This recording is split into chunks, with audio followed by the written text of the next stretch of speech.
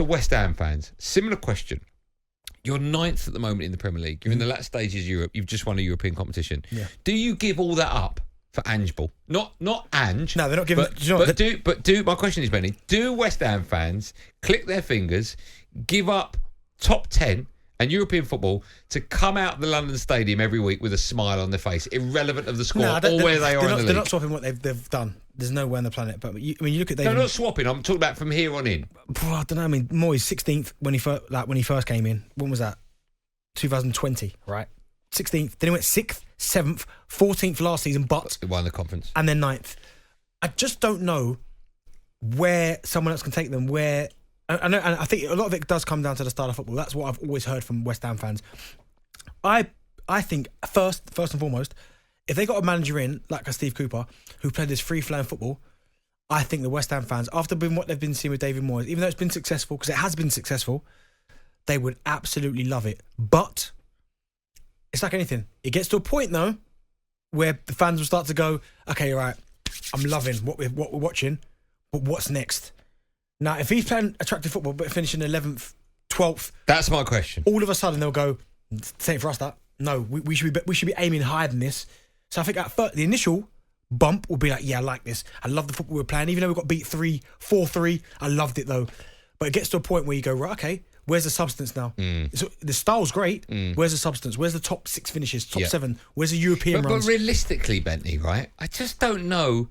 It's almost like when West Ham, for argument's sake, fans phone up and say we should be in the top 7. It's almost like they think, this sounds awful, they think you can get 9 teams in the top 7. No. I know what you mean. Because they're not the 7th best side. No. Right? But John, it is. I think they understand that they're probably not going to finish in the top 4. Right. I'd like to think they're realistic with that. But, of course they do. But I think they feel they can still hit the same heights, 6th, 7th, but play better football. And I think if you are offered a West Ham fan better football, but they still stayed where they were, 7th, they'd snap your hand off. I agree with you. I think realistically, 7th is where West Ham should be aiming. But they want 7th, but better football. I think they're sick and tired of... Is that too much to ask? No. I don't think it is. Well, that's all the West Ham fans that I speak to, because I have the same conversation with so many of them. Yeah. I think, well, what are you expecting? And we're like, Bentley, we're not expecting much. We just want a better brand of football. We're not expected to be in the top 4. We know where we are. We know our levels, but we just need a better brand of football to get us to 7th. Okay, so that's one of the things we're talking about, West Ham. 03717223334. I want to talk to you about Kalvin Phillips. Oh, my God, I feel for him. I feel for him, man. You know what? The second one was harsh. You know one of those where you look at it and do you think the second one was harsh? Yeah. You know when you're watching it and you've got your hand over your face and you just move your fingers a little bit so you can see a little gap. Whenever it's Kalvin Phillips, I'm just like that, because I think it's almost like, actually, if you would have stayed on the bench for Man City, you'd probably be going to the Euros. Yeah. But now we're watching Sometimes players become better when they don't play.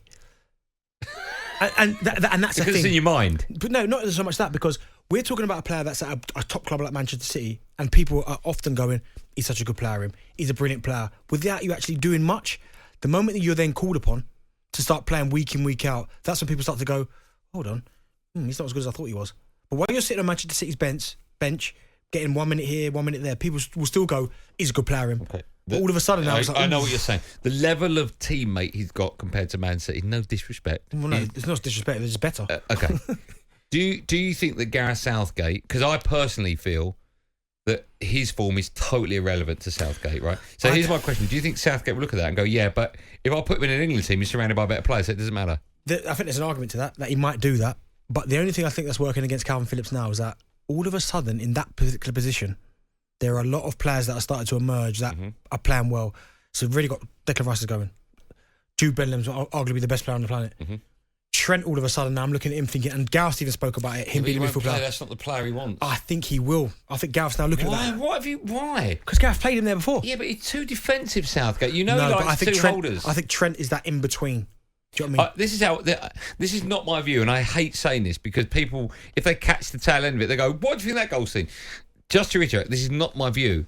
But knowing what Southgate thinks of footballers and who his favourites are, I think he'll look at Phillips and go, oh, he's not playing that well. Henderson? I think Hendo will go, but I think why? I think Kalvin might get left behind. No, but I think he'll look at the form of Phillips and go, oh, Henderson starts now. And it should be, no. Neither of them start, Gareth. I don't think, I can't, at the minute, the way things have gone for Kalvin, because he doesn't look fit either. And No, he doesn't. I know it takes time, but I just think, when you look at Ward-Prowse, who's in the same team, playing better than him. Yeah.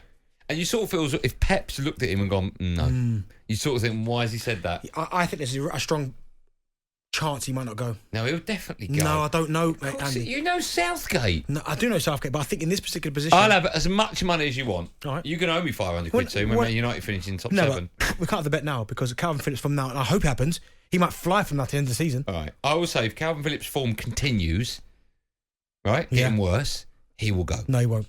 No chance. 100%. No Let me way. ask the question. Do you think his form is irrelevant? Hey, Barkley. There you go, look. Hey, Barkley.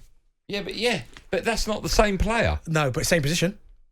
Well, it's not, is it, though? But it is really. Well, it's not. Well, that's where Barkley's kind of player for Luton. No, I know, but it's not. If you're going to pick a Barkley, you're going to pick a Trent. Well, I don't think he goes. I think Henderson nailed on. Do you think his form is relevant? Yeah. Remember, he's picked players that haven't even had form. Them guys are different. I think Kalvin Phillips is on the cusp, but he's not Henderson, Maguire.